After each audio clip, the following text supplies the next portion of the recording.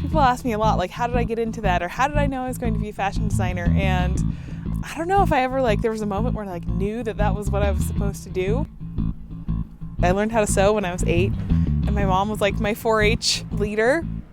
And we made denim shorts. But I went an extra step further and, made a matching hair bow. I thought I was, super styling. Ever since then, I sewed a lot. I took, all the sewing classes in high school that I could. And I actually went out and visited fashion schools in New York my junior year. And even then, when I did that, I was like, oh, it's New York City and it's so big and it's so scary. But when I was looking at BYU, there wasn't anything I wanted to study. So I decided that I was going to go out to fashion school. School was a lot of work and really hard. And I interned for a lot of people. But it really paid off because in the end, when I went to go get a job, Isaac Mizrahi's HR department called me and asked me to come in for an interview. And I knew that I hadn't sent in my resume to them. And when I got there, it was an old resume of mine. And so I clearly didn't send it in.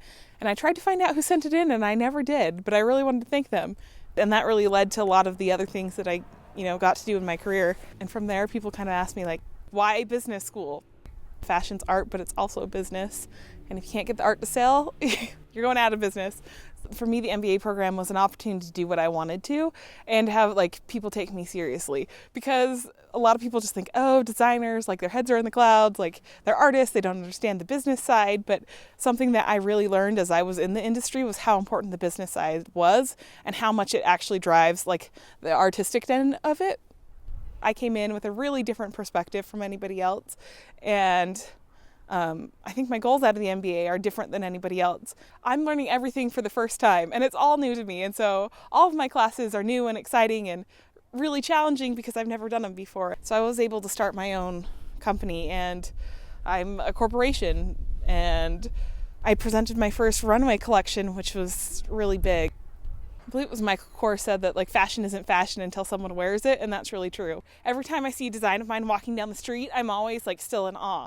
And it's happened several times, but I still see it and I'm like, that is so cool. And I have the coolest job ever. That's what's really great about fashion, is that it's art that people wear every day, and everybody has to get up and get dressed in the morning. And the fact that someone would get up in the morning and choose to put on something I designed is really cool.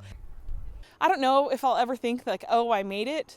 I just really hope that I'm doing my own line, and I love it so much. I don't even care if I'm rich. I just want to be able to support myself doing it.